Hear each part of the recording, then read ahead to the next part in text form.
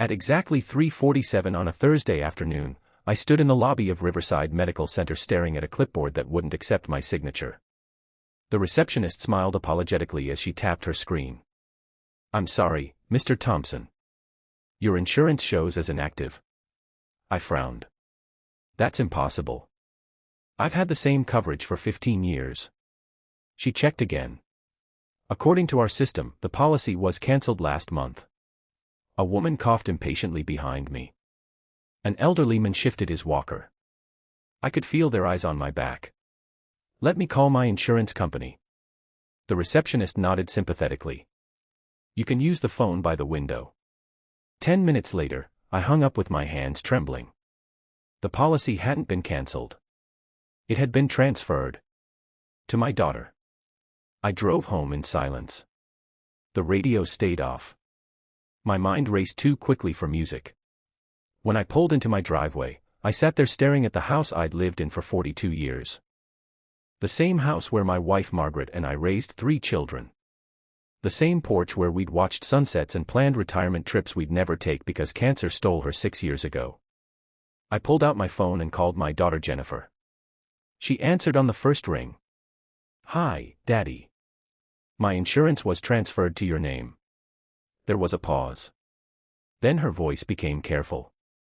"We thought it would be easier this way." "Easier for whom?" "For everyone." She spoke as if explaining something to a child. "You've been getting confused lately." "I haven't been confused about anything." "Daddy, you called me twice last week asking the same question." "I called you once." Her tone shifted. "See? That's what I mean." Before I could respond, I heard my son-in-law Richard in the background. "Tell him we're protecting him." Jennifer sighed. "Richard thinks, I don't care what Richard thinks." Her voice hardened. "We're trying to help you." Then she hung up. I sat alone in my living room that evening staring at a photograph of Margaret holding newborn Jennifer. In the picture, Margaret's smile radiated pure joy. She'd been so proud of our daughter. I wondered what she would say now. The next morning, I drove to my bank. The manager, Patricia Walsh, had known me since she started working there 12 years ago. When she saw my face, her smile faded. "Mr. Thompson, what's wrong? I need to review my accounts." She led me to her office and pulled up my information. Then she stopped typing. Her expression changed completely. "What is it?" She turned the monitor toward me slowly. "Your mailing address was changed 3 weeks ago." I leaned forward. "That's not my address." "I know. It's Jennifer's address." My stomach dropped. "What else?" Patricia clicked through several screens. "Your beneficiary designations were updated." "To whom?" "Your daughter. As primary beneficiary on everything." I felt the room tilt slightly. "I never authorized that." She folded her hands. "Mr. Thompson, these changes were made through your online account." "I don't use online banking.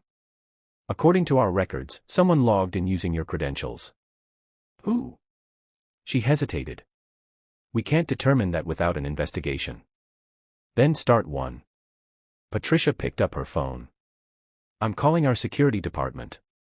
An hour later, I sat across from Marcus Chen, the bank's fraud investigator. He reviewed everything carefully. "Mr. Thompson, when did you last change your password?"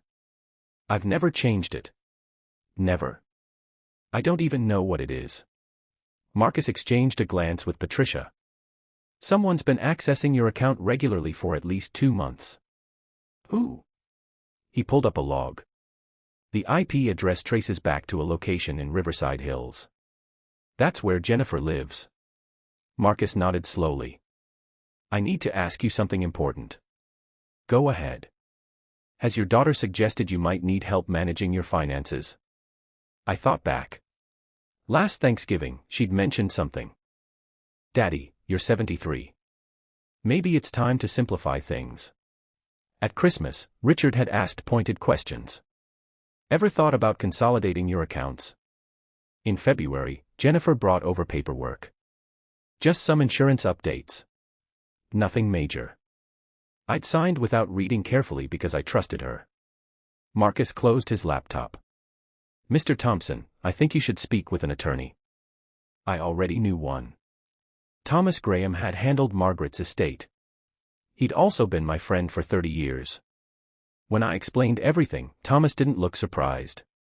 How long has this been happening? At least 2 months that I know of. He made notes. What else have you noticed? I pulled out a folder. I'd started keeping records. 3 weeks ago, Jennifer suggested I shouldn't drive at night anymore. 2 weeks ago, she told my neighbor I was having memory problems. Last week, she asked if I'd considered assisted living. Thomas set down his pen. Harold, I'm going to be direct. I think your daughter is building a case. For what? To have you declared incompetent. The word hit me like a punch. I'm not incompetent. I know that. Then why? Because if she can convince a court you are, she can take control of everything. He leaned forward. Your assets, your property, your medical decisions, everything. I felt sick. She's my daughter. Thomas spoke gently. Sometimes the people we trust most are the ones who hurt us deepest. Over the next week, I started paying attention differently. Jennifer called every day. Always asking the same types of questions. Did you take your medication? Did you remember your doctor's appointment? Are you eating properly? Each question sounded caring. Together, they felt like documentation. I started recording our conversations. Not to hurt her. To protect myself. On Tuesday, she stopped by unannounced. I brought groceries. You didn't need to do that. I wanted to. She unpacked everything while talking. Daddy, I've been thinking. About what? This house is too big for one person. I like this house. I know, but the maintenance, I can handle the maintenance. She smiled patiently.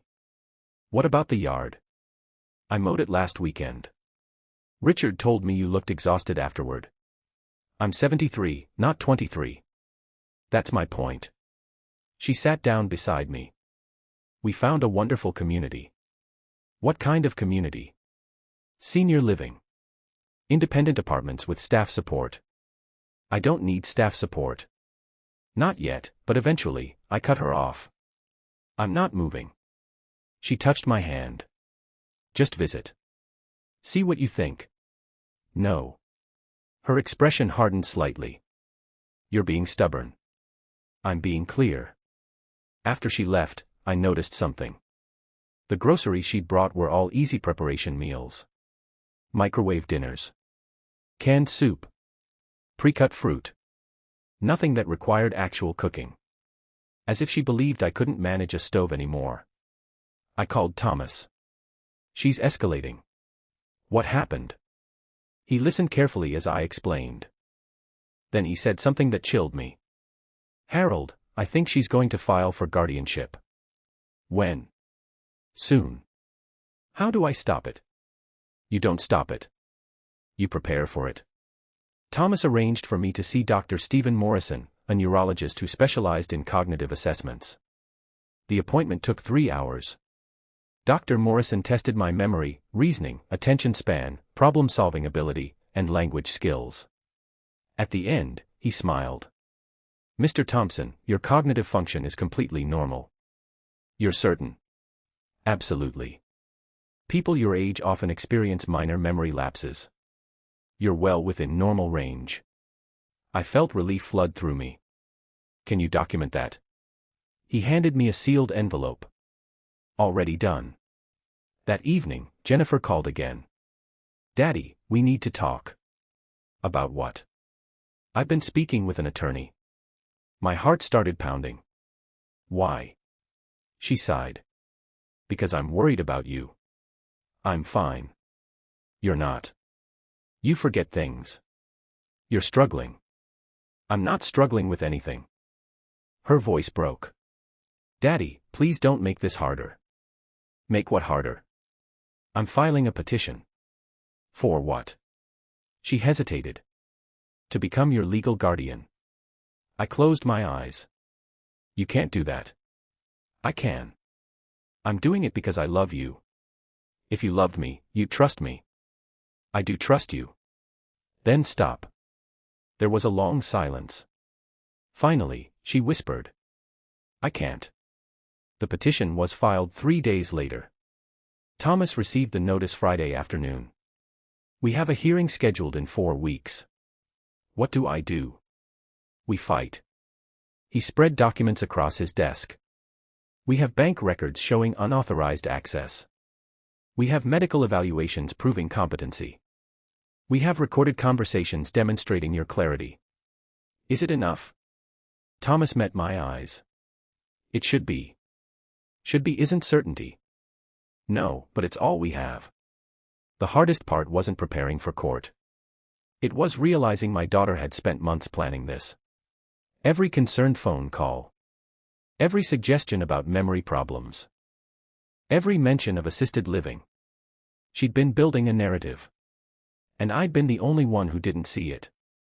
2 weeks before the hearing, my son David called. He lived in Seattle. We spoke every few weeks but weren't particularly close. Dad, Jennifer told me what's happening. I'm sure she did. She says you're not well.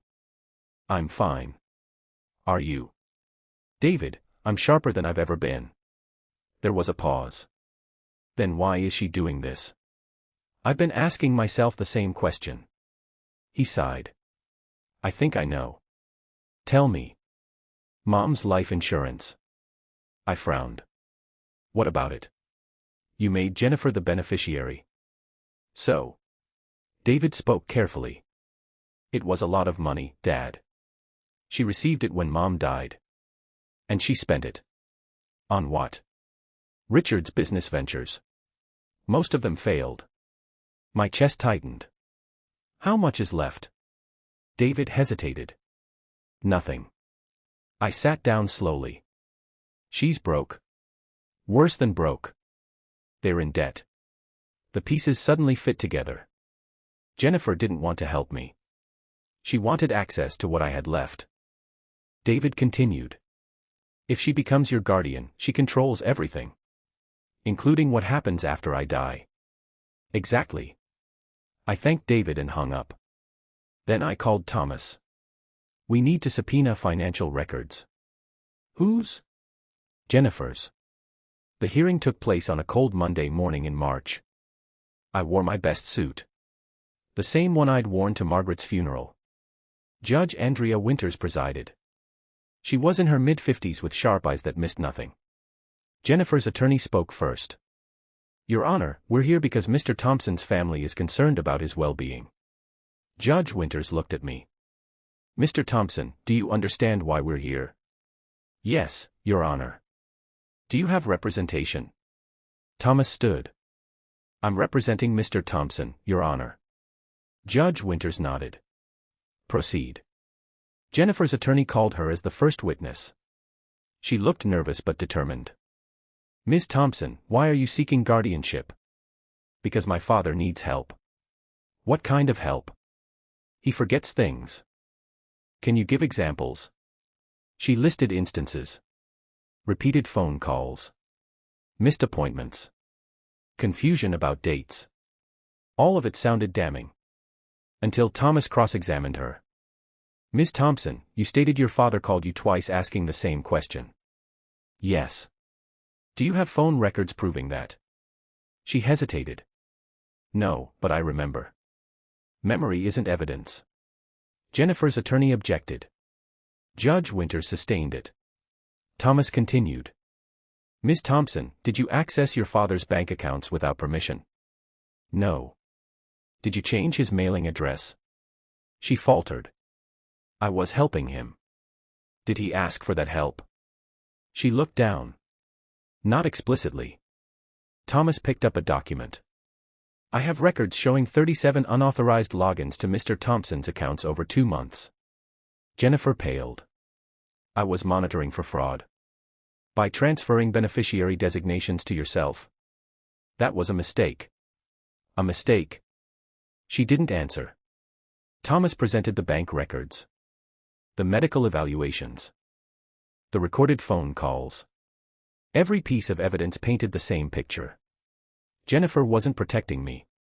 She was positioning herself. When Thomas called me to testify, I spoke clearly. Your Honor, I love my daughter. I always will. But I don't need a guardian. I need my family to trust that I can still make my own decisions. Judge Winters listened carefully. Then she called a recess. 2 hours later, we returned. Judge Winters looked at Jennifer. Ms. Thompson, I've reviewed everything presented today. Yes, Your Honor. Your father shows no signs of incompetency. Jennifer's face crumpled. But, the evidence shows you accessed his accounts without authorization. You changed beneficiary designations. You attempted to isolate him from his independence. Tears streamed down Jennifer's face. I was trying to help. Judge Winters spoke firmly. Help requires consent. What you did was control. The petition for guardianship is denied.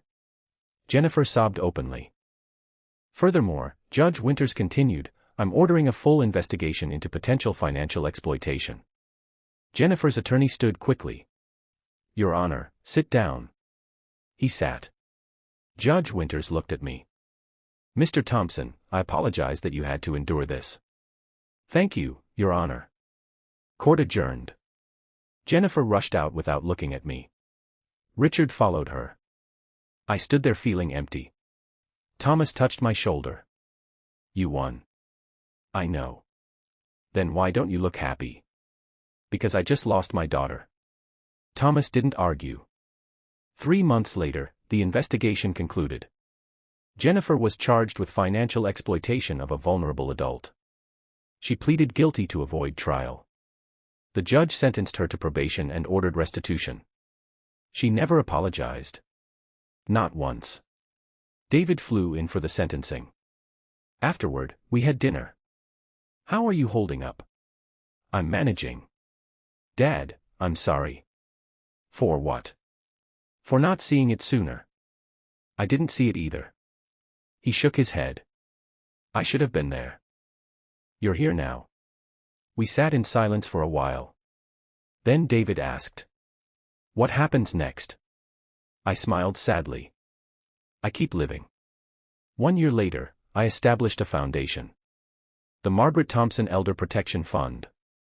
It provides free legal assistance to seniors facing guardianship abuse. David helps run it from Seattle. We've already helped 43 families. Last Tuesday, exactly 2 years after that day at the medical center, I received a letter. It was from Jennifer. No return address. Just 2 words. I'm sorry. I sat with that letter for a long time. Part of me wanted to forgive her immediately.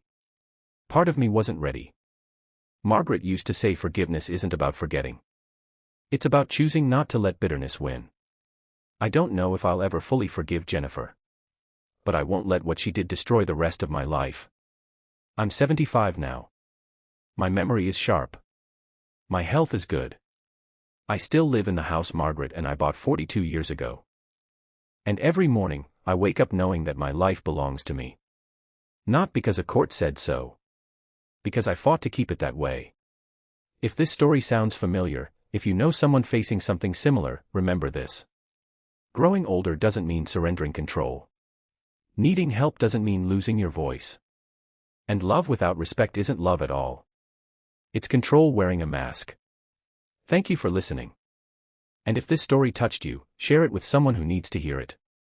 Because the greatest inheritance we can leave isn't money. It's dignity.